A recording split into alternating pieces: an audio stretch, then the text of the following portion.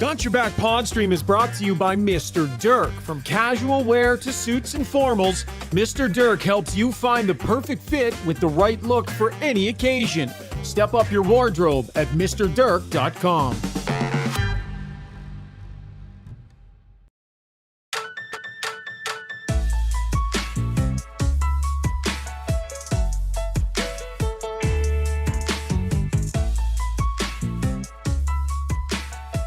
Come on in, sit down, join us. Another great episode of Got Your Back, YG with Shaugger, Jason Struddy, and Rob Brown. Like I say to all of our listeners across all different platforms, a special hello to our good friends in the Blue Ridge, the Hamlet of Blue Ridge, Alberta, or as they say there, greetings and salutations. The Oilers win a shootout 3-2. Pretty crazy game at the end. Leon for the slap shot. One of Rob Brown's slap shot on the shootout. Then our good buddy, the new player, Arvidsson, scores on the backhand to win it 2-0 in the shootout. And they bring it home for the win. Lots to talk about tonight. Well, the regular cast of characters, myself, of course. Of course, it's brought to you by our title sponsor, Play Alberta, the official gaming partner of all major Alberta teams. Whoever you cheer for, Play Alberta is cheering you on. Bet on your favorites, get in on odds boosts, make game time more interesting. Deposit today and get a $50 free bet code with code GYB9. Visit playalberta.ca. And I'm Jason Struddy here. Great to have you here. Again, Shaugger will join us and Rob Brown. And it was a low event game, then the end kind of got going. But a lot of little pieces to talk about, as it was clear that Chris Knoblauch was doing his best to put his regular season players in situations they would normally see. After a penalty kill, he put the big guys out there. At the end of the game, he had his kind of normal, top penalty killers or top defensemen in this situation in that game. So it's clear he's trying to get his guys ready. And our guys are getting ready too. So let's bring in Rob Brown. He's on the phone on his way home from Rogers. Brownie, great to check in today. It was an interesting game when you kind of sit down and really look at it, but it just feels like we're getting closer towards the regular season, the way he was playing many of his guys there. I think so. I think Knoblauch talked about it. He wants to start putting players in the positions they will see when it comes to regular season. Earlier in the first few preseason games, you would have everyone trying to fairly close to equal ice time. Well, tonight you saw the Oilers' fourth line got about 7-8 minutes. That's what they would get if this was a regular season game. And the importance of something like that, show me that you're capable of giving me something in 8 minutes, because that's what you're going to get. Game 82 or game 46, you're going to get only 7-8 minutes. Show me you can play that style. And as we saw last game with the big Swede on the back end, Ekholm, he played 26 minutes almost. So Chris Knoblauch's trying to get his players into mid-season form here in preseason.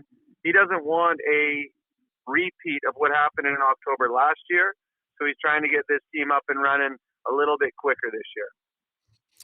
Yeah, it's going to be interesting to see what kind of lineup they put together the last two games. It sounds like they're going to try to really jam most of their big guys or their NHL team as much as possible, including Darnell Nurse in one or two of those games for Darnell. But let's get to the breakdown now, brought to you by Alberta Ram Dealers. Ram trucks continue to deliver with power, style, and innovation.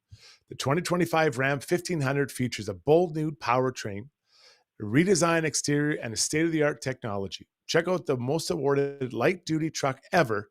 See a Ram dealer today. Brownie, so let's start right where everyone was buzzing. You've been hammering on this since before Milli Vanilli wrote some of their songs. Your thoughts on the new second line, Draisaitl, Arvidsson, and Mr. Skinner, not the goalie? In all honesty, quiet. It didn't have a very good game. I thought Leon was okay. His bar is very high, so he was just okay tonight. I thought Arvidsson played well and got better as the game went on. He had a couple good scoring chances. He made a really nice defensive play, taking a guy out along the boards. He scored an absolute beautiful goal in the shootout. But Jeff Skinner was very quiet. I didn't notice Skinner on the ice much. So I thought for the first time being put together, very, very quiet, and probably a reason why Chris Knobloch is talking about having all his players playing probably the next two games, because the second line tonight did not look like they had any chemistry at all. No, and there was a play specifically in the third where Leon's a centerman who likes to cover a lot of ice in the offensive zone with the puck on his stick. Like, he's not afraid to take it down low. He's not afraid to bring it up high. He covers a lot of ground. And there was a play where he came to the left of the goalie, behind him, started skating up the wall, and both wingers, his wingers, kind of went away from him. And he threw it back down there. There was nobody there. It was an easy retrieval for the Canucks defenseman. So, that's the kind of details and chemistry that those guys have to figure out. Leon's trying to bring people with him away from his line mates, and they got to find that empty ice behind him. So, chemistry doesn't happen overnight. It's and I'm not blaming anyone here, but they came out. I think between them they had 6 shots. Skinner didn't have any. But if I was Skinner and or Albertson, I'd kind of rewatch that game. Where could I have been differently? So when you played with a top player like Mario Lemieux, what cues are you looking for? Or are you looking for cues from him about where he likes to go and where he likes you to go in the offensive zone? Well, the biggest thing is you always got to be prepared, because there's going to be plays made that you wouldn't expect, and plays made that you wouldn't see from other players that you've played with in the past. There's a lot of video that you would watch, see what their tendencies are, see where they want to be. You ask a lot of questions. So I think one of the biggest things, and we talked about it, Struds, is they need to play more and more games, because what we've seen, you don't get chemistry in practice because you're not fighting against anybody. I mean, it's easy to make a 10-foot pass in practice and play 3-on-1s and just flow things. But when you get into the meat of a game, when there's teams pushing back, when there's players trying to create turnovers, where do I go then? So that's why I was a little surprised it took to game 6 for the Oilers to put this line out in a real game. And let's be honest, they did not play an NHL team tonight. That was a minor leagues / third, fourth line team that the Vancouver Canucks threw out there. There was only one defenseman tonight that will be in the Vancouver Canucks lineup on opening night. And they still weren't able to find anything. So I think they need to play the next 2 games together, because you are learning. It's not easy playing with great players. It isn't, because they see the game differently than anyone else. So you have to read off of them. They're not reading off of you. Leon's going to have the puck all the time, figure out what he wants. And I think they will play the next 2 games as a line, so they're ready for October 9th. I think that makes a lot of sense. And I can't see those guys really being, too upset about playing it. They want to kind of get themselves going. But I do want to say this. I get everyone wants to get in and play a bunch of games. But I think also, like, it kicks up a notch when you get to the regular season. And there is time to get going in that regular season. I know you don't want to go in there softly, but I would also be I'd go more on the side of, let's be careful in managing the guy's energy who just played till the end of June, rather than worrying if they don't look perfect like the last 20 minutes of the regular season. Brandon, is the team and the players and the coaches maybe looking too far, thinking we got to be perfect for game 1 in this season? Well, you're right, Struts. I mean, I think, and Shaugger and I kind of argued about it a few episodes ago. Game 1 really isn't that important. Getting off to a great start to the season, we saw last year, it's not that important. They were horrible. They were the worst team in the NHL, and they went to Game 7 of the Stanley Cup Finals. You have an 82-game preparation for a playoff run. Now, you want to have a good season. You want to try to win the division, try to win the conference, but not at all costs. You want to build as the season gets further and further along. You do not want to be the best you can be in October or November. You want to be the best you can be April, May, and June. So, yeah, I agree with you. You don't need to push this and have perfection on day 1. You want perfection on April 18th when the playoffs start. That's where perfection needs to come. And everything leading up to that is preparing you for your best team or your best possible you come playoff time. The Oilers have 2 preseason games left. Seattle and Vancouver, Wednesday, Friday. We'll have full coverage after those games, obviously with pods, and then on Sunday to get you kind of organized for the regular season. Let's get to the back end. And obviously, Cody Ceci gone, Vinny Desharnais gone, Broberg gone. So 3 guys that were on this team. And really last year, there was very little, if any, injuries. So to see 3 players out, it's quite different to watch this group play, and especially when Darnell Nurse hasn't played at all. So when you look at this back end, Brownie, I'll comment first. The 2 goals that were scored against the Oilers, I thought twice it was newer or inexperienced D-men that got victimized. Once on the penalty kill, once on 5-on-5. And they've had that same group. They understand how they want to play, and now they have some new players that are trying to figure out how to fit into this whole thing. And it does show you out of whack a little bit as a D-man, but I thought, on both goals, the D-man could have done a little bit better job. One, the PK, there was duplication by Gleason on the center or the forward in front. Back door is wide open. Then on the other one, Stetcher doesn't get over and tie up Smith's stick. He's kind of just standing with nobody. But, these are the things, I think, the details that, you'll miss without those 3 other guys. Not that they didn't make mistakes, but maybe one of these doesn't happen, and you're kind of a little bit easier to get out the door with a win for the Oilers. Yeah, I agree. I don't think the Oilers' defense is as good as it was in Game 7 of the Stanley Cup Finals. And that's including the 7th defenseman at that time was Vinny Desharnais. So it is a work in progress. I don't believe that this Oilers' defense is a finished product.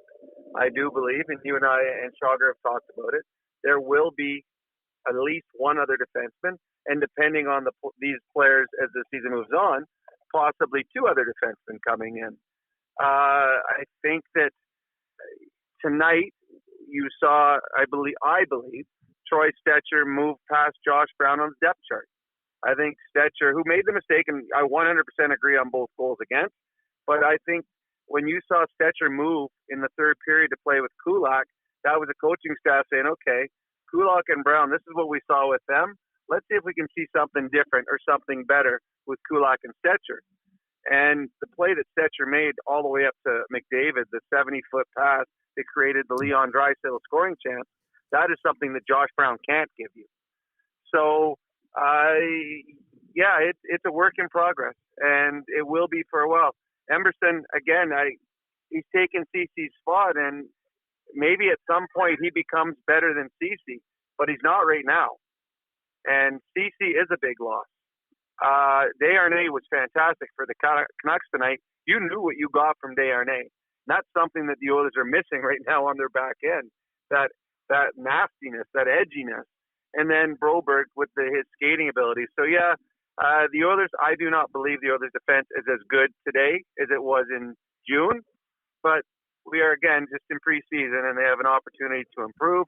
And the Oilers will have cap space at some point to improve it, too, if they want. Size.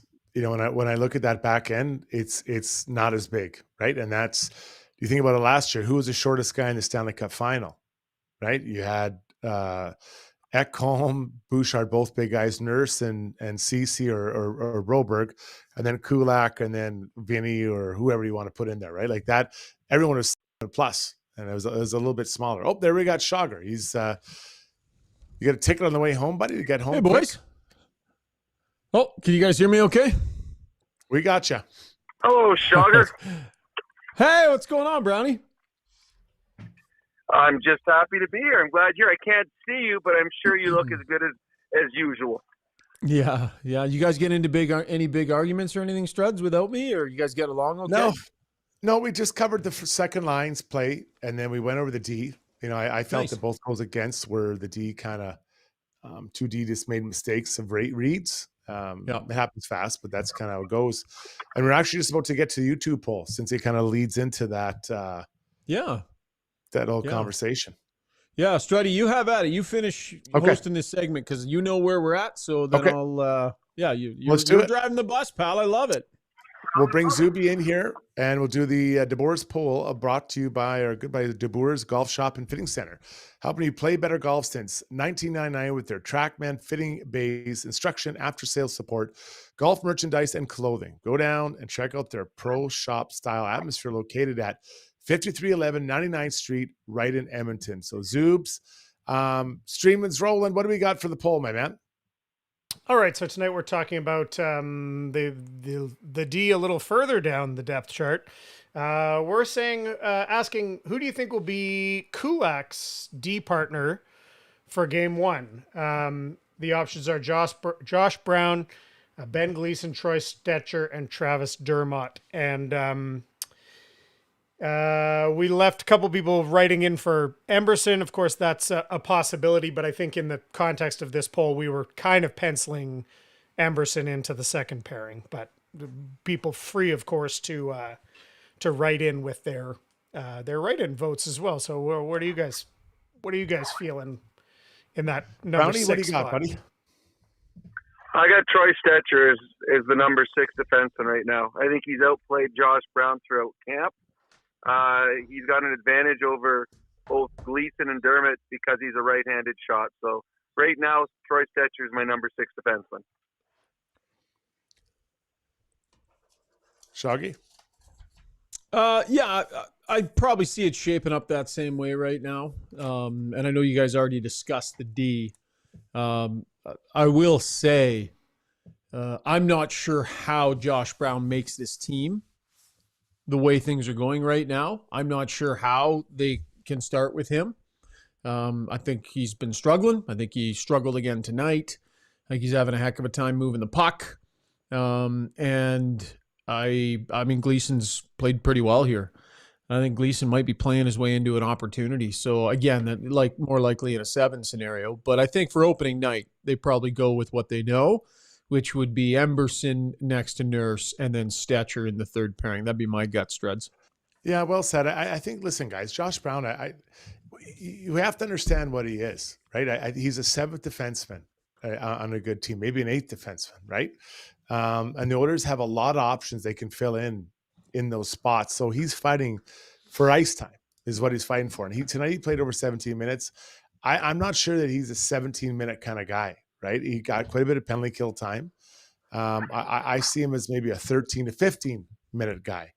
So that's where things kind of get tricky for Brown. You know, if you take off the 2 minutes of power play and maybe take a little, or penalty kill and take a little bit off that, he gets that 13, 15-minute mark. But I've got Stetcher and Emberson as well to start. Yeah. And it can move around. Gleason has impressed me, you know, and he looks good on the power play. The problem is kind of like the discussion with Rafi Lavoie. He's not getting on the power play. You know, he'd be far down the depth chart of power play QB after Bouchard, Ekholm, Nurse. You know, even Kulak might get in there above Gleason at some point. Yeah. I mean, I wouldn't say that Josh Brown looked like he struggled tonight because he played too many minutes. I mean, I think he struggled in the first 6 minutes of ice time that he got. You know what I mean? Like, I don't think it was, he was out of his depth because he played too many minutes. I think he struggled right from the get-go, Struds. I think he struggled in the early minutes of his game. It wasn't about too many minutes for me. He's just, and buddy, that was we know the competition Vancouver's throwing at them. I mean, he looked overwhelmed trying to move the puck, you know, multiple times tonight against that team. So I'm not trying to be unfair or overly hard, but what I would say is that so far, what we've seen, and especially tonight, pretty concerning to see where Brown is at right now. And he's definitely getting passed by other guys. And I think it might be getting to the point where the Oilers might be scratching their heads going, I'm not sure we can start with this guy. Yeah, no, I don't want to suggest that he was getting tired. I just think that his number is 13 to 15 minutes. That's because when you're out there less, it just goes, there's less opportunity. You know, so I think that's where I see him. I don't see him as a 17-minute night defenseman. He may have done in Arizona. I don't see them as that here with this team on a strong team. Yeah. Yeah. Okay. How do you want to handle this, Shaugger? Do you want to go to break and come back with Brownies? Yeah. Points, did you want to come back with takeaways? Yeah. No, Struddy, did you do a Relentless player yet? No, we can do it right now. Yeah, why don't we get to our UCAN Youth Services Relentless Player, brought to you by UCAN. If you're looking for laborers for your business, UCAN Youth Services can certainly help. They train 18 to 25-year-olds, getting them ready, willing, and able to join the workforce. Check out their Road to Work program at www.ucan.ca.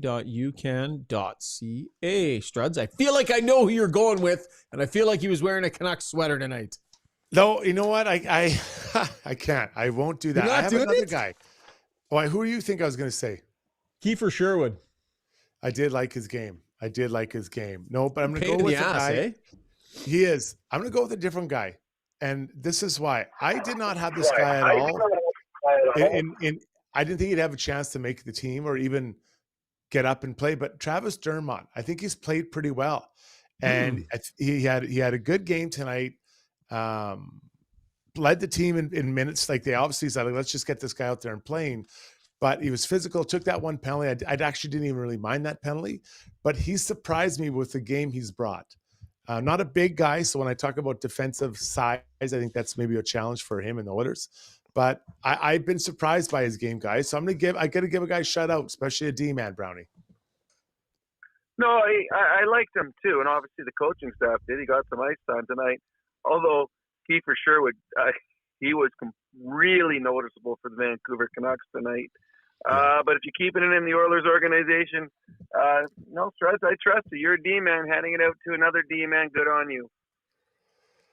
Isn't it funny, guys, how when a guy skates kind of fast, finishes a couple of checks, and gives guys a little bit of a dirty look, how that stands out?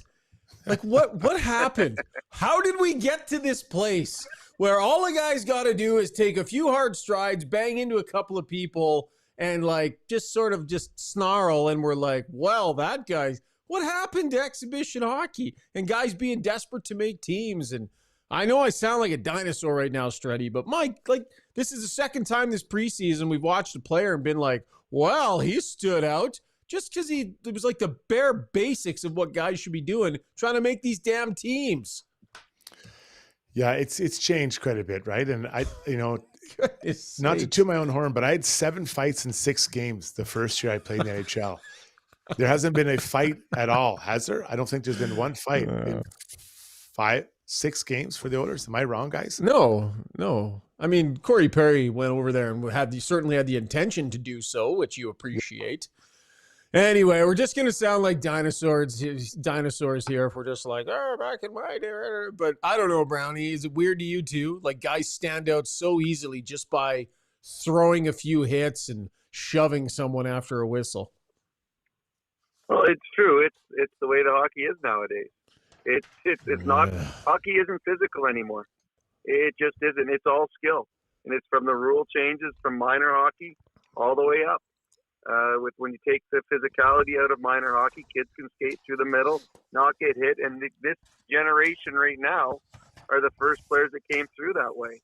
And you can see it. So this is a much more skilled group, but it certainly isn't the physical group that we used to see in the past where, yes, 100% exhibition season, there was every team had 3 or 4 guys in a lineup that could fight and would fight. Right now, you're hard-pressed to find 1 or 2 that are capable and willing to fight. So it's completely different. Not as exciting to watch as a fan, but again, we've come from a different generation. Yeah, it just seems to me like, I mean, preseason's brutal. It just is. Let's just call it what it is. But at least it used to be somewhat entertaining in that there were like, a few guys on each team you were going to watch. Okay, yeah, there's going to be, I'm not even talking about scraps. I just mean like guys playing like there's something on the line. So anyway, whatever. Enough old man yelling at cloud to wrap up this segment. Okay, well, I guess we'll go to break then, guys. And when we come back, we'll get to brownie points. And Zuby, we might as well do brownie points in Struddy's world in the next segment, and then we'll let Brownie go because he should be home by then. And we're going to remind you that we are coming at you from our Adrenaline Diesel studio, now with an online store for all your diesel truck parts needs. Check out adrenalinediesel.ca. Thrilled to have Adrenaline Diesel on board for the second season here on Got Your Back. Lots more coming up. You got her locked on to Got Your Back, presented by Play Alberta. Ready to go all in this season? Mr. Dirk's got you covered with express on-site tailoring, a wide selection of craftsman-made suits, sport coats, and casual staples for every occasion. Score big with Mr. Dirk. We've always got your back. Visit us off White Ave, south of 102nd Street, or browse online at mrdirk.com.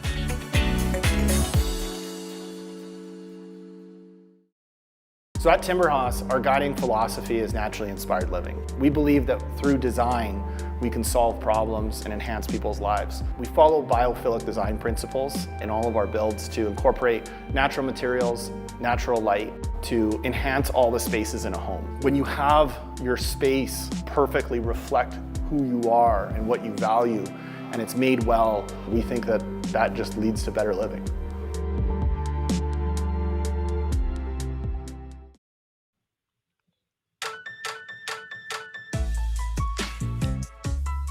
Welcome back to the podcast program. Time now to get to Brownie Points, brought to you by Hamel's Premium Jerky. Tough transition here, Zuby, from the theme music into the Brownie Points theme music.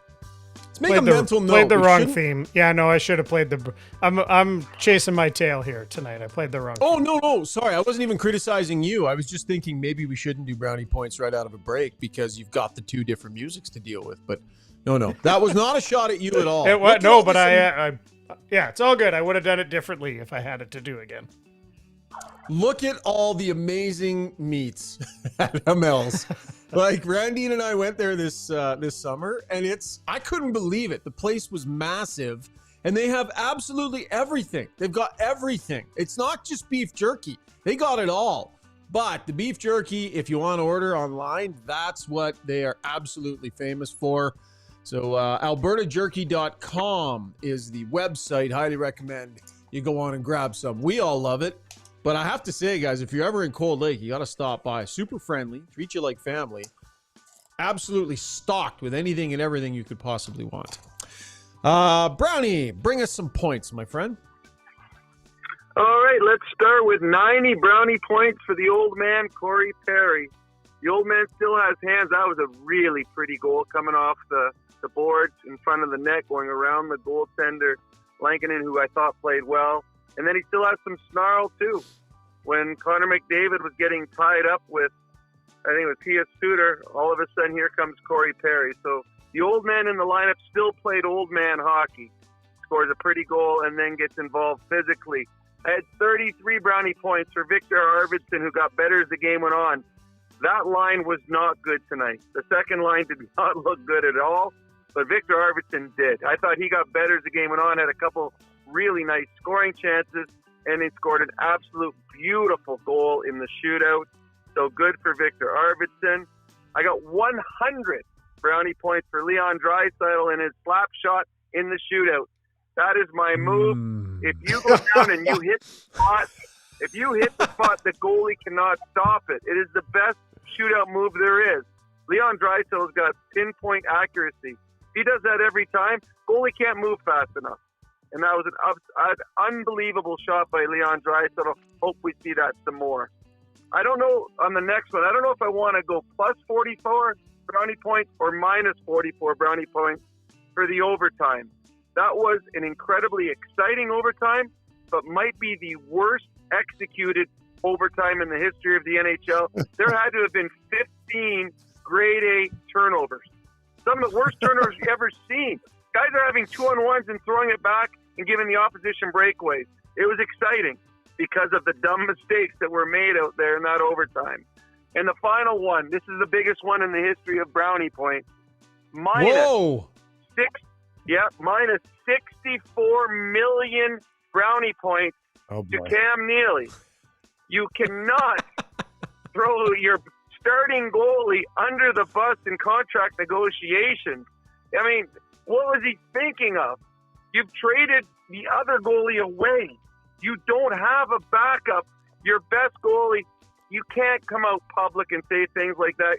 I know you guys are probably going to touch on it later, but minus 6,400 million points to Cam Neely, and I'm doing that because he hit me hard one time that shook my teeth, and I still have nightmares about it. So, Cam Neely, you owe me a lot of brownie points.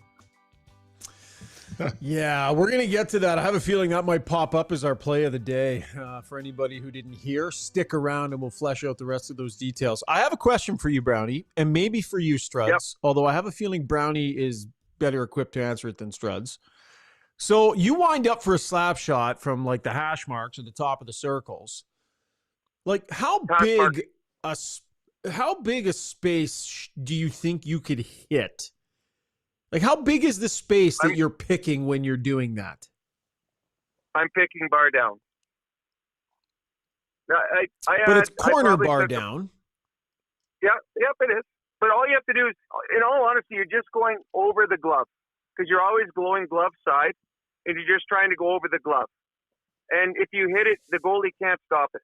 The goalie doesn't have his glove in front of that top corner. It's down. He has to move it up. If you take a slap shot from there and hit your spot, you score 100% of the time. That's the only move I've ever used in a shootout. And I hit my spot, it went in. If I missed my spot, it didn't.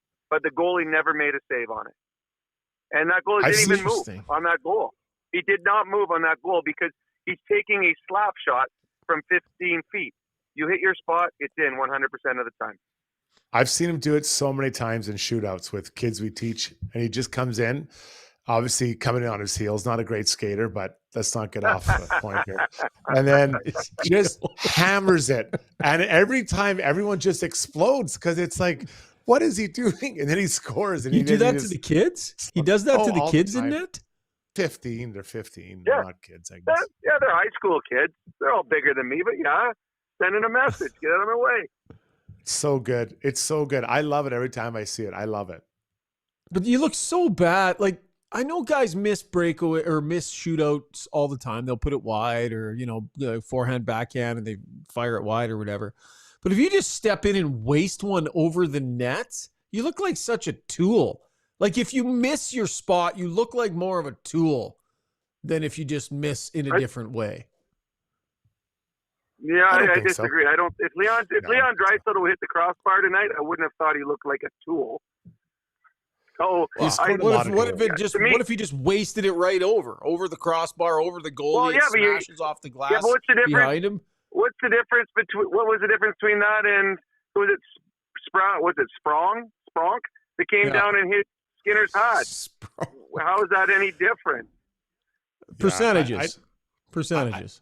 Yeah, but it's still like, what's a good guy? And is it 30% is a good guy? 30, I think the best in the world is Strud's the best in the world. I think 34% is what the best guys are. Most so 1 of them in 3. are. Most of them are. Yeah. Yeah. I mean, there's a couple of people in history that have 100%, in shootouts, but most of the guys are like that 33%, that elite. So, I Shaugger, because I'm one that I do look for those moments where it's like this guy's being a clown, but I've seen guys score off that. So to me, it's a scoring opportunity. Right now, if it's another one where they go down and flip it up in there, then try to hit it out of the air, that one, I'm like, that's a low percentage play. The slap shot, I've seen guys score on it. Brownie, Leon now, Zdeno Chara, Claude Giroux's done it before. So it's not like it's a new move, right? So I don't have a problem with it at all. Quaddy says, did Shaugger just call Leon a tool? No, Quaddy. I didn't call Leon Draisaitl a tool. I was saying to Brownie, if you waste one over the net, you look like more of a tool than if you were to just go in and deke and put it wide. But hey, when you score, you're the man. It's baller. But that makes no sense. Like, if you take a wrist shot, it goes over the net. You look like a tool. Yeah, you shouldn't shoot the net. You shouldn't shoot the puck over the net with a wrist shot. A wrist shot fundamentally should be a higher percentage shot to at least hit your target. 100. That's my whole point. Is that a slap shot? 100. A slap shot. No, Shaugger, full reaching to the sky clapper. You can hit your spot as well as a snapshot. 100%. My slap shot is way more accurate than my wrist shot. It's not even close. Not even close. Interesting. Yeah, I've seen it. I've seen it so many times, Shaugger. So many times. Huh. All right. Brown. That was Brownie Points, brought to you by Hamel's Premium Jerky. Time for Struddy to take center stage with Struddy's World. When you make a mistake, heads should roll. It's not right. And I'm here. Someone has to put their foot down. Now that I say it out loud, it does sound a little crazy. God, I look good.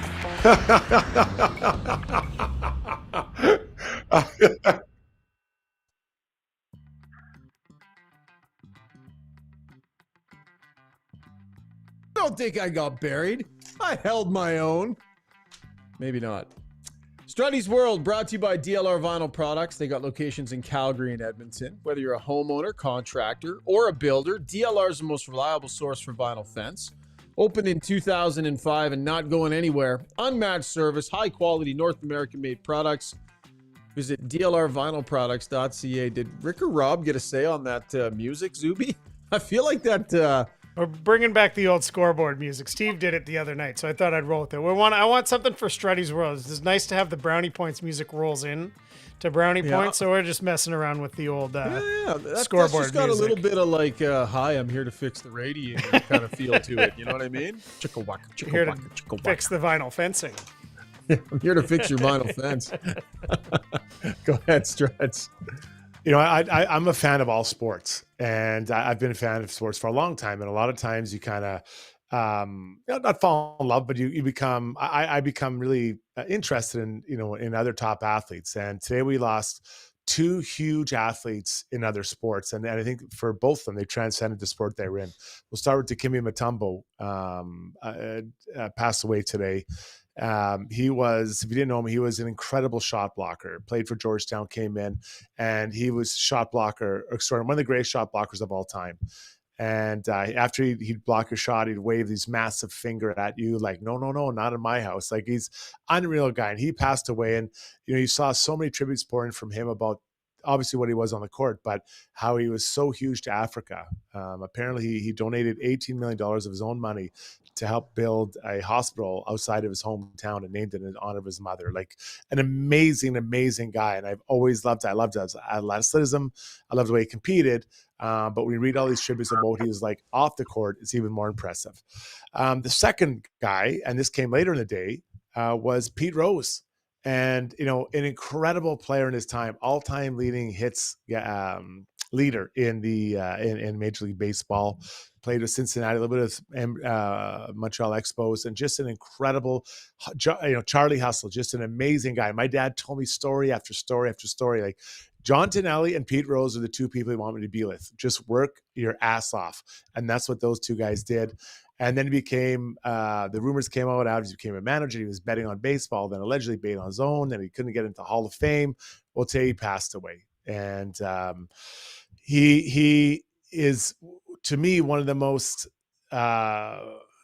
infamous sporting people of all time because of how great he was as an athlete, but not in the Hall of Fame of that sport. And there are those who'll never let him in. I frankly think he should be in, but it's, betting on your own sport or betting on baseball is not welcome. Either way, these two had great impacts on their sport. Dikembe had a great impact off the court. Pete obviously had a pretty big impact off the field as well, and unfortunately, in maybe a different way. But two guys that I admired and I watched, and they're no longer with us. So Pete Rose, Dikembe Mutombo, rest easy, big guys. You guys are hell of an athletes. Great stuff, Struddy. Nice tribute. I don't know if this is true or not. Obelist21 says he broke a catcher's shoulder in an all-star game running through a play at the plate. Is that... I'm not up to speed on the baseball history, but... I actually don't think that player played again. I might be wrong, but my dad would tell me that story all the time. Like, he'd be like, you've got to work like John Tonelli and Pete Rose. Like, that's how hard you work. And then they talk about how Pete always played like his hair was on fire, his helmet come off, hair blowing in the wind. Like, he Charlie Hustle, man, that's a hell of a nickname. I don't know. And but over 4,000 hits and all-time leader. I don't think that record will ever be broken. What do you think about him potentially going in posthumously, Brownie? What do you think about a guy going into a Hall of Fame posthumously after, it was a lifetime ban? And I don't know. Well, how would that feel? To me, it'd be a slap in the face to his family. And gutless. He should have been in.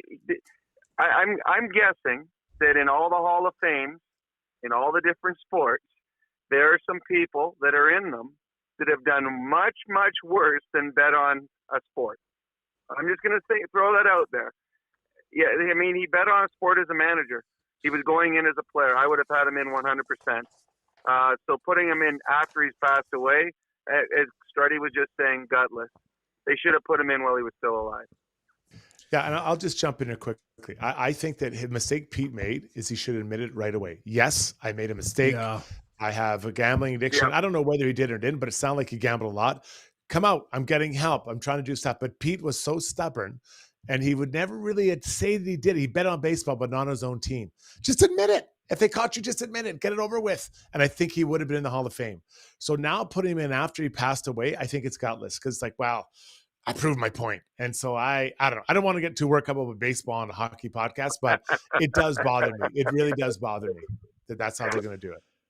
Yep. All right, good stuff. That was Struddy's World, brought to you by DLR Vinyl Products. Brownie, that'll be the end of you tonight, my friend. Thanks for joining us on the phone, pal. It was my pleasure. I will talk to you guys in a couple of days. Take care. All right. All right. See you, Brownie. All right, when we come back, Struds and I are going to get to our takeaways segment. Connor McDavid addressed the media after the game about a couple of different things, some interesting comments. We'll dive into those and then ask us anything as well. Make sure you send any questions that you have for Zuby in on the YouTube stream. Zuby, can we pick up Twitter comments or not? Is that a thing this year? There's a couple people who comment on Twitter who I see them come through, but I'm not sure if there's a chat. I believe there's a chat window open if you click on the stream now, but so I think that's where you chat, not like in the comments of the post itself. Yeah, so just a reminder, fire in your questions. If you want, you can say, ask us anything, and then your question, but Zuby collects them through the show, and we'll get to some of those coming up a little bit later on. So stick around. We're coming back with takeaways here on Got Your Back, presented by Play Alberta. At Gallery Dental, we believe in blending exceptional care with artistry to create the perfect smile for you. From routine cleanings to advanced cosmetic procedures, our team is dedicated to providing top-notch care in a relaxed and comfortable environment. With state-of-the-art technology and a passion for perfection, we ensure that every visit is a positive experience. Join the Gallery Dental family and let us help you achieve a smile that you'll love to show off. Contact us today at secolandentistry.com.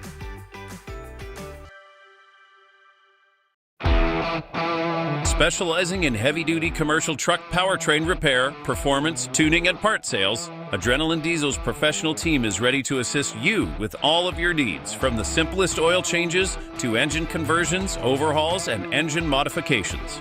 Featuring an all-new online parts store and machine shop to manufacture, replicate, or repair parts, visit adrenalinediesel.ca.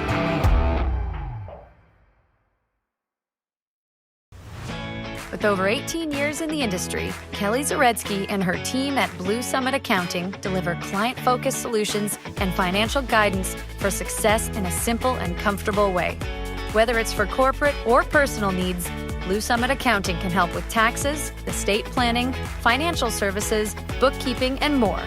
Get in touch today. Email bluesummitacct@gmail.com or call 780-416-9662.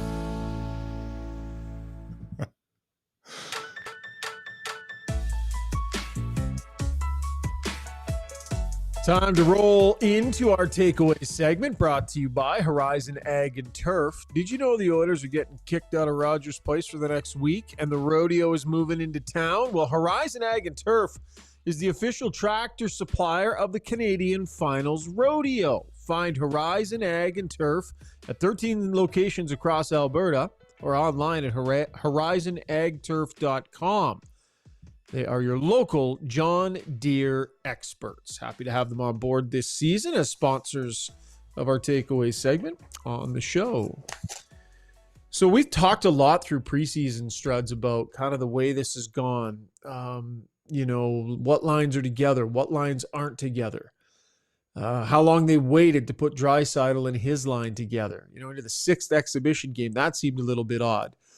We've talked a lot about what's the right number of games for players to play. And the early word we were getting was McDavid was going to play a couple of games. Well, he's now lining up to potentially play 5. We'll see what happens here over the last 2. thought for sure he would only play one of the last two, but I'm not so sure after listening to him talk tonight. He actually said he wanted to play, Struds. He actually pushed to play in this game tonight. He's trying to find his game, and he wants to get it going. So a couple of interesting comments here post-game as we get to the Weiss Johnson soundbox from Connor McDavid. Zuby, I don't know exactly which ones you picked here, so I'll kind of leave you to hit them. But a reminder that hockey season means the cold is coming. If it's time for a new furnace, garage heater, or hot water tank, Weiss Johnson's there for all your home comfort needs, specializing in servicing your existing systems or installing new ones. Get ready to be cozy this hockey season. Visit Weiss-Johnson.com today. Jingle. Weiss Johnson, whoa. I sent you a note to pull a couple of the McDavid clips, Zuby, but I'm not sure exactly which ones you did, so you can kind of lead us through here, and then we can discuss. Sure, let's get into the one he talked a few times about wanting to get the whole roster together. It's so early, and as I said, we haven't really played with the whole group yet. I'm definitely itching for that, to get some of our regular D-men in and kind of get that game going. But there's good players in this room. There's good players all across the league, and everybody's starting from day one. Okay, I'm going to put something forward I suggested to Brownie. I think that for Knobloch, he's got to be careful about, listening too much to the players' wishes. They had a really long run the playoffs, and I think that they may not come out flying the way they want to just because the D are changing. There's 3 D men out, but you also have to kind of stay somewhat healthy because it's you're hoping for a long run. So I get it, but does Connor need to play the last 2 games? Like, I thought he looked pretty good tonight. He was moving around. He set up Corey Perry, nice little slip pass to get him, some open ice and get open. So let's say that Connor, and we'll use that anyone. Let's say any players that they play one more. Let's say they get to 90% of what they feel they need to be, and that last game gets them to 92. Is it worth it?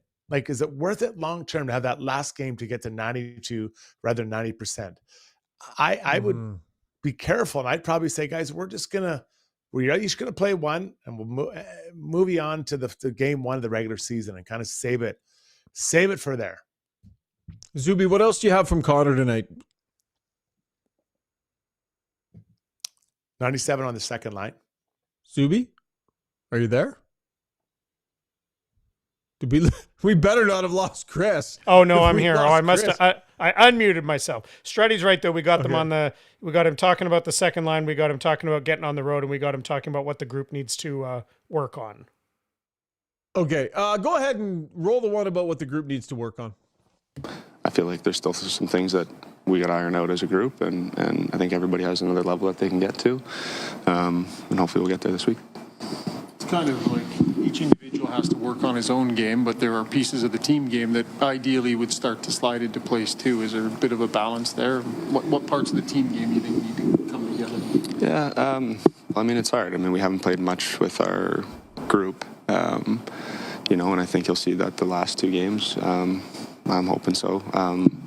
Just to get some rhythm, some camaraderie, that stuff's important. So, okay. Haven't played much, in their group. You'll see that more in the last 2 games. I'm hoping so.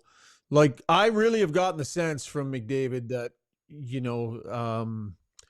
this is what he wants. He wants to be on his line. Look at his line tonight.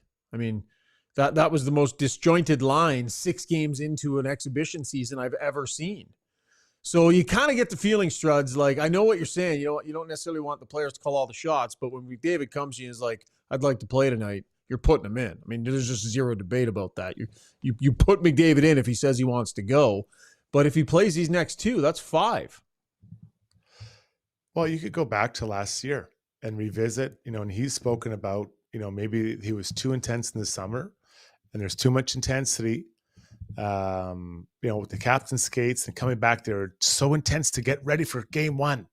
It's a long year, right? And I'm not suggesting they don't prepare properly, but there is time. So they have, 2 games left, and there's a little bit of some time in there. What is it? 4 days or something, 5 days, whatever it is, between the 2, and then the season starts. and then you got to play 82. So you want to peak on game 83. So I understand it, and I understand that he wants to dial everything in, and I think that I'm guessing it's more the chemistry between the team with so many new players, more than maybe how he's feeling personally. Yeah, that's a fair point. And they're about to go out on the road. They're going. They got their games. Where is it? Seattle. Seattle and Vancouver. I think they're going to do some sort of team bonding, something in Vancouver while they're there. So there'll be something on the off day there. Maybe it's the power play. Maybe it's, the line combinations. He even mentioned, the D pairings, wanting to get them together. He was asked about Draisaitl's line tonight, and he even kind of brought up something along the same vein in his answer to that second line, what he thought of him. Made some things happen, made some good plays. I thought, it's tough initially when you're supposed to make it work right away and there's supposed to be fireworks right away. You feel that pressure, and it just takes a little bit of time to get used to. But I thought they're all three such good players that, they'll get it going. Yeah. And I think it's, it's their first game tonight. I know you and Brownie probably talked about it a little bit earlier, Struds. I mean, it's the first game that they were together. I thought Arvidsson was the one who brought the most, not surprising, right? The most energy, the most consistent energy through the game of the three of those guys. Probably played the best of the three. Draisaitl was whatever. It was Leon Draisaitl in exhibition play. He's going to do what he needs to do to get himself ready. Skinner will be interesting. And Skinner's been around a long time too, so we'll give him that veteran benefit of the doubt, I would say, in exhibition season. I'm going to pile onto a guy that's been around that long over exhibition season here, but I'm going to be interested to see when he gets up to speed, how that looks. And, if it would be good of him to start fast and to look good early on that line, right? So if you're him, you're trying to hit a really good stride for the regular season here. Yeah, learning to play with Leon Draisaitl takes some time, right? You got to figure out where to be. And I think it's harder to adapt as Skinner than it is to adapt as Arvidsson. As you said, Arvidsson's a digger. He gets in and gets pucks and he's working all the time. And Skinner's game isn't quite like that. Skinner's trying to find the quiet ice, try to, give and go with how to get open, get those quick shots off. So it's a little bit different than Arvidsson. So does another two games make a difference? Yeah, maybe. But they got 82. They got 82 to figure it out. Yeah. It took Connor Brown 100. But that's not okay. I know, Brownie and I, Strud, do you think a good start is important? Do you think it matters? And I'm not going to get into an argument with Brownie when he's not here. To the team? But, we did get into it the one night. He's pretty indifferent to the start of the season, I would say, would accurately portray his thoughts. He's pretty indifferent. It doesn't really matter. If they have a good first month, fine. If they don't, that's okay. You can work things out. I think it's important. I think you're way better off if you can find it early and at least not have to go through mayhem, which it is when you're a cup contender and you start poorly. Banking points is important early.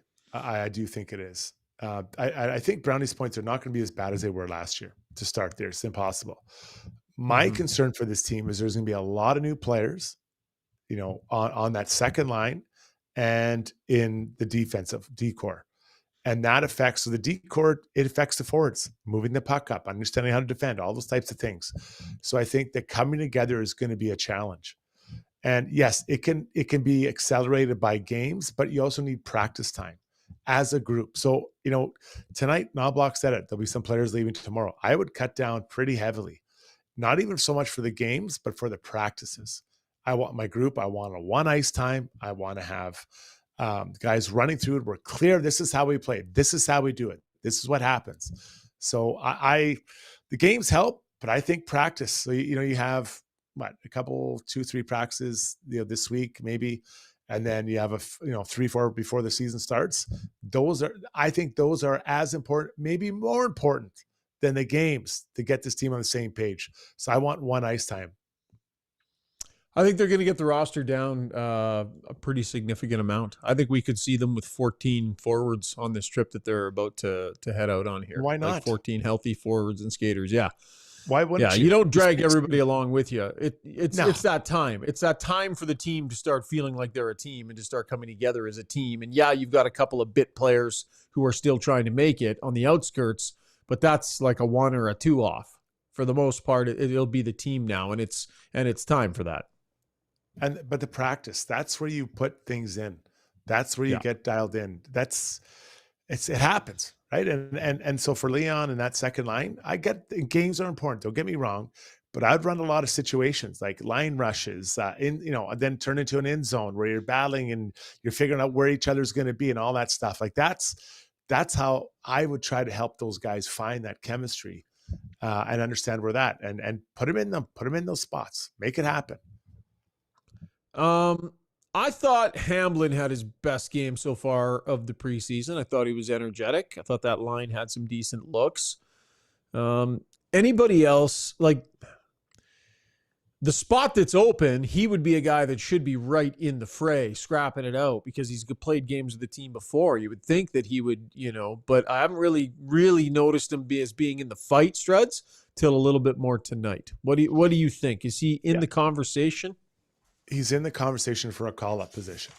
And I think that for James, I love the story. I love his effort, but I feel like I know what to get from James Hamblin.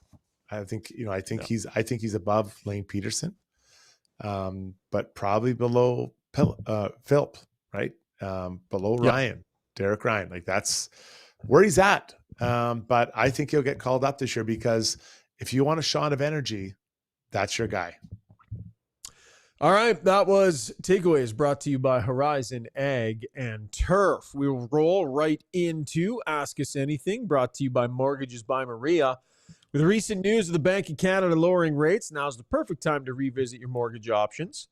If you need to renew your mortgage, don't just sign those papers. Maria Gallus with Maximum Mortgages can take care of finding you the best rates and work with your best interests in mind. Contact Maria today at mortgagesbymaria.ca for all of your mortgage needs. I told you that I talked to her on Friday, and she's like, "I'll get right on that." I said, "Take the weekend. Get this like Monday." Well, she was all over it today, Struds. She answered like 15 questions. She was super fast. Always does a great job. Highly recommend you give Maria. Well, that mortgage stuff can be stressful, right? You want to know that the person who's doing it for you is dialed. And Maria just always gives you this sense like she is super dialed. So the most stressful part of the process doesn't have to be that stressful. Hi, Zuby. Love it. Hey, fellas. Okay. Right on. Am hey, I bud. unmuted this time? I think I gave you a heart attack. It's like nobody's at the controls. That's a scary kind Who's of a flying scary the plane? Yeah, exactly. Okay, let's get to active stream tonight. Tough to even keep up with a little bit. Felt like a playoff game a little bit in preseason, and I'm in preseason form, and we got a playoff crowd. So let's see if we can let's do it. Get some stuff going on. Noel Rinsky says Brown, Emberson, and Stetcher at their combined salaries are a much better bet than CC Broberg and Desharnais. How do you feel about that statement, Struds? At their combined salaries. What does that mean? What's he saying? I mean, I guess he's saying that those they're three than the other three for the value. I think he's talking about the sort of the value. So those guys are each like $1 million. So let's call them $3 million, right? And then the other guys they would have been 4 and 2. Yeah, so 10 million. So he said he'd rather have those three at 3 million than 10 million. But the problem, sorry, how do I say this nicely? You can buy stuff on sale, but it doesn't always mean that it's better than something you're getting, at the right time. So it's not going to look that good on the shelf. You can buy it on sale, might not look that good on the shelf. Yeah, I would still, and there's a reason stuff's on sale, right? I think that's so. Those three guys that are gone, they were, at 4 or 5. Maybe in the case of Broberg, after what he showed, maybe he's a 3-4. I don't know what his ceiling is. But Desharnais was for sure a top 6. So can we say that about all these guys? Are they is there maybe a 3-4, maybe a 4-5 and a top 6 out of those other 3 guys? Yeah. I don't think so. So no, I would disagree with that strongly, that statement. Yeah. And I think that, of the 3 that you mentioned, CC and Broberg, and Darnay. I mean, take any one of those players and drop them into a top 4 role, and they've got a better chance of filling that role than any one of the other names you just mentioned. All 3 of those players I would feel more confident putting into a playoff game in a number 2 spot than I would any of the other guys. And this is supposed to be a cup contending team. So totally, I mean, I get the point. They're cheaper, but the quality of the blue line has gone down. Like the quality of the blue line has gone down. Not debatable for me. All right. Pat says, lots of talk this year about toughness and who will fill that role. After tonight, it seems like a lot to ask of 39-year-old Perry, and Neil Garrity and a couple others chiming in that they felt Josh Brown apparently was on the ice. I didn't see that moment. Should have challenged Sherwood, and that would have been something that he could have done maybe to elevate his stock. A few people making that comment. So what did you guys think about Perry stepping up, and should Josh Brown have been the first guy in there? Struds? Yeah, for sure. I mean, I love what Corey Perry did. After what I talked about the other night with Yanni Gord, I believe, making sure that the goalie was hit by his own player. I like what Perry did, and just setting it up, because Vancouver's a tight, there's going to be some intense games against those guys. You're probably competing for a playoff spot with those guys, if not the top of the division. So I think he's just setting the stage, and Corey gets it. As for Josh Brown, I mean, Sherwood's not taking that fight. Like, let's be honest, but it doesn't mean you can't go in there and just, let them know that you're around. And I always thought it was important just to let people know you're around. Like, I'm here, right? This is where I'm at. And for Josh, I'd like to see him play a little bit rougher, especially in the role he's probably going to have this year. Yeah. I mean, I think teams that have that element would be really smart to lean on the Oilers this year. Lean on them, make them uncomfortable.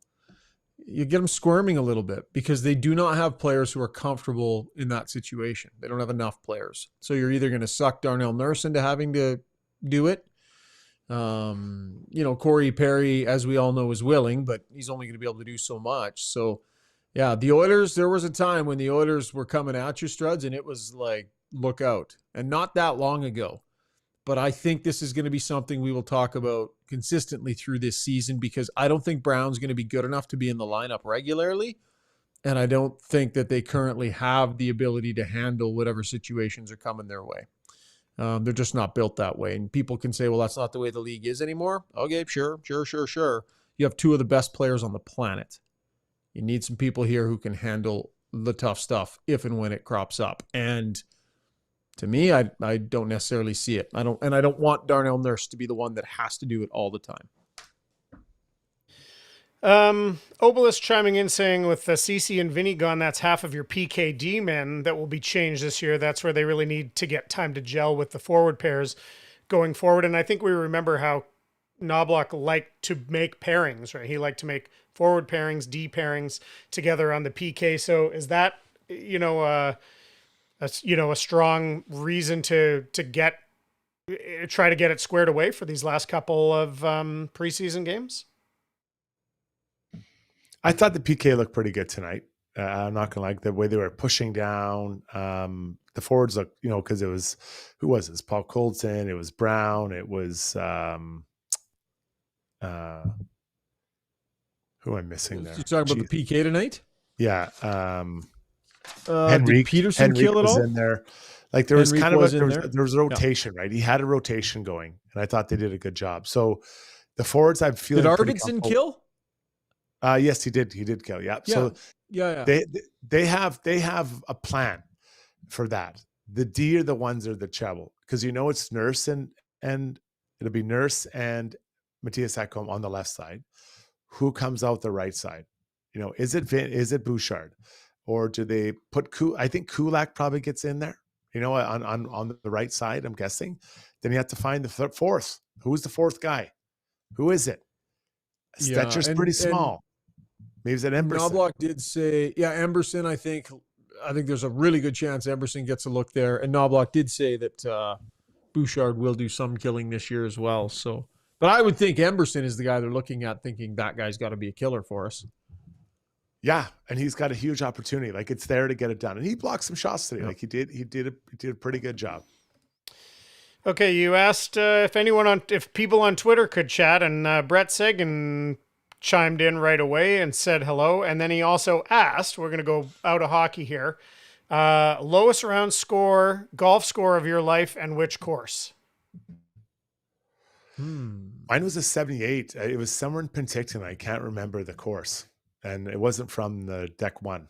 It was like back, the blues. The tips. Sure. But it's been a while. It's been a while since I broke an 80. Well, if you want to just go with 9 holes, that would be a 35 this year in my rematch with Struds out at the Derrick. So can I just go with a 9-hole score, Struds? Am I allowed to do that? It was, I couldn't believe it. I shot 39, the best 9 of my summer, and you shot a 35. Strokes better. It was stupid. He was -2 after 3 holes. Yeah, and then 47 on the back. No, best score for me, 79 at Belvedere last year. 79. Thanks for the golf interlude. I like that. Mm-hmm. Where was I going next? Oh, this Crepe 13. Just he's yelling at us here. Honestly, the Leon Slapper will have a huge impact in the regular season, as the goalies will all be thinking he'll hit it again and make it easier to go backhand roof. I could do without the yelling, but I do, and when we know shootouts are like a small part of the game. But I remember when Brian Rolston used to do it for Minnesota, and they'd always send him first. And I was gonna. Oh, what's that? I was gonna chime in and say something when Brownie was talking about it, but I actually think as a goalie too, the benefit of that first shot coming in as a big clapper is it's just something else the goalie might be thinking about. And if you don't hit your spot in the net and hit your spot in the chest or in the collarbone or worse, it's something the goalie's thinking about. It could amount to a point, a couple points in the standings somewhere. Yeah, because they build the book, right? They say, this is the move, this is the move. And so when you have a wild card like that, it can help for sure. I can't make that shot, and I've never been a goalie, so I can't say. My buddy Gord Parchewski was wondering if we have any updates on Darnell Nurse. His name's come up a couple times tonight. Any plan for him? Is there still unlikely he's going to see preseason action? No. So how about this, Struds? Knobloch said he was cleared to play. Knobloch said that Nurse was cleared. So I don't know if that means he could have played tonight.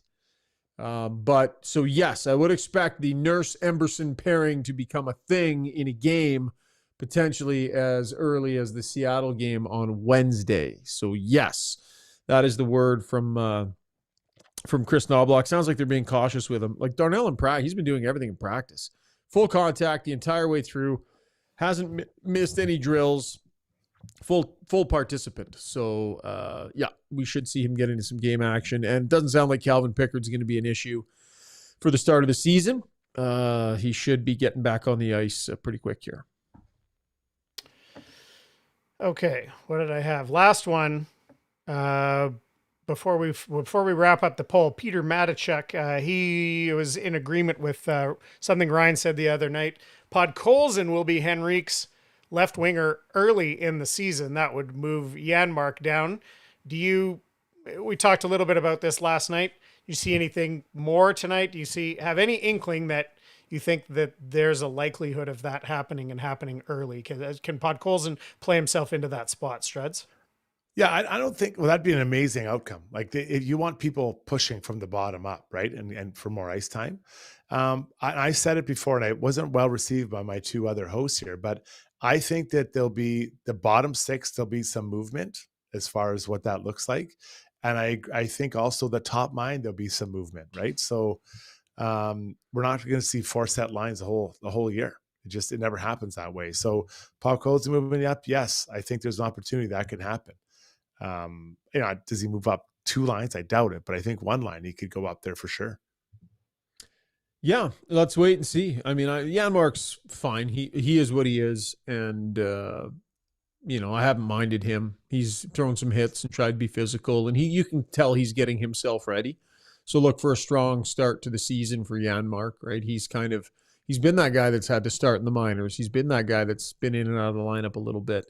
What a wonderful opportunity that he earned by being on the 3rd line in a Stanley Cup final. And he's going to fight to pick up right where he left off. And so I wouldn't count him out in that spot, but I like Podkolzin too. So let's see. Maybe if Podkolzin finds some offense struds early and gets a little bit of that offensive confidence, because he has some offensive pedigree, that kid. Yeah, and just you want a different look, right? Or maybe you want a little more. It's again, this isn't about someone playing better or worse. Just different looks. Knobloch's got to see what he's got. He doesn't know a lot of these players, right? Mm-hmm. Yep, I agree. All right, Zuby, you want to wrap the poll here? Yeah, let's wrap up the poll. We asked, who do you think will be Kulak's D partner for Game 1? Troy Stecher running away with it, 56% of the vote. Ben Gleason in at second with 17%, and Josh Brown at 15%, so they're very close. And Dermott down at the bottom. They're still got 10% of the vote, over 150 votes on the stream. But Troy Stecher, whether that's what people believe or what they want, sounds like that opinion is mirrored by some others that he might have the upper hand. All right, sounds good.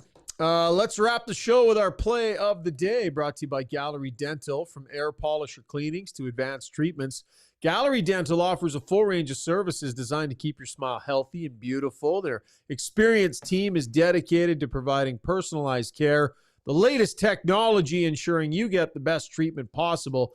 Contact Gallery Dental, YEG.com.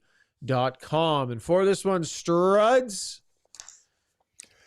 Cam Neely stole the show today in Boston. They had a bit of a press conference, and let's hear what Cam Neely had to say about their goalie, their number one goalie, Swayman, and their inability to getting a contract done with him. Well, I don't want to get into the weeds with what his ask is, but I know that I have 64 million reasons why I'd be playing right now. Cam Neely is a bully. He was a bully as a player, and I believe he's a bully as a management group guy. And he's fiery, and I love it. Like, you know what? This is dropping a bomb on his own. I bet you Sweeney just looked over like, is this guy kidding me? Like, do you really have to say this? But they're notoriously grinders on people there, and it feels like Swayman's not backing down. So later in the day, his agent reached out or put something out on Twitter saying, I don't normally discuss this, but we'll figure out what our steps are the next couple of days. Excuse me. In fairness, I'll just read the statement here and I want to clarify. Are you giving the play of the day to Neely, or are you giving the play of the day to Louis Gross, the agent coming out to bat swinging for his client? I or think just the whole thing? Well, without Neely, there's no agent. So I'm going Neely. He dropped a bomb. He dropped a bomb on the whole situation. And I don't think it was great. Now I think it's just really bad. Normally, I do not release statements or discuss negotiations through the media. However, in this case, I feel I need to defend my client. At today's press conference, $64 million was referenced. This was the first time that this is the first time that number was discussed in our negotiations. Prior to the press conference, no offer was made reaching that level. We are extremely disappointed. This was not fair to Jeremy. We will take a few days to discuss where we go from here. Like, big picture, Struds. This is an important player. They traded their other goalie. This is their guy, their franchise guy. They need to get this done. Like, I know, sure, Neely's the man and way to go and all that. That's a bad look this deep into a negotiation with a player this important. Well, they have about $8.5 million, it looks like, in their salary cap they left for him, right? Yeah. And the big thing, what about the players in that room? How do you feel if you're in that room and you don't have the solution to your goaltending? Who is it? Is it Korpisalo? No, who's the guy they have? Yeah. Who's the guy they traded from Ottawa? I think is it Korpisalo? Yeah, Korpisalo, I think, was the guy, right? Korpisalo. Yeah. So that's who they have. And you're like, we expected this guy, but now we've got Korpisalo. I as a player in that room, I'd be starting to sweat it. That'll be fun. Interesting to see how that one plays out. Okay, Struddy, thank you for flying the plane while I was on my way home tonight. Great job tonight, as always, my friend. Zuby, you too, buddy. Thanks, pal. Good to be here. All right. Thanks to all of you for joining us. We appreciate your contributions. Do us a favor. Hit the like button if you get a chance, if it's not too late. Quickly. Really quick, before we wrap the show. Hit that, pound that love button a few times. We got a couple rolling in here. Oh, you know what else? Do we? Yeah, we do. A couple coming in late here. And you know what I forgot to say? Wrestling fans will appreciate that Pete Rose is in a Hall of Fame. He's in the WWE Hall of Fame for taking a couple of tombstones from Kane. They did that intentionally, though. They did it to like make a big deal about Pete Rose. They have a celebrity wing, and they're like, Pete Rose is in the Hall of Fame. This was like 20 years ago. He's been in there for a long time. Zuby, have you binge watched the entire Mr. McMahon yet? I haven't. I started it. I've watched like 1.5, and yeah, very, very interesting stuff. But of course, they filmed all that before things got really bad or really spicy, depending on how you want to look at it. Will you watch that, Struds? Will you watch that Mr. McMahon thing? Oh, I'll watch it. And just as a little teaser, I should have a pretty significant update regarding the floating shelves for the next pod. Whoa. Not going to say what, but there's been some big time movement this weekend. There's a lot that's going on. Multiple offers above list price. Is that where we're at? I don't want to even ruin it because there's been a lot of movement. I'll save it for Wednesday, but I think I should have a deal done. I was hoping this saga would last the entire podcast season. By the way, I binged the entire thing. Watched the entire thing, Zuby. The whole Mr. McMahon series I got already in the bag, so you'll have to let me know what you think. Okay, let's get out of here. It's late. Thanks for tuning in, everybody, and a big thanks to our amazing sponsors, all of them, and including our title sponsor, Play Alberta. Chat with you in a few days. Cheers.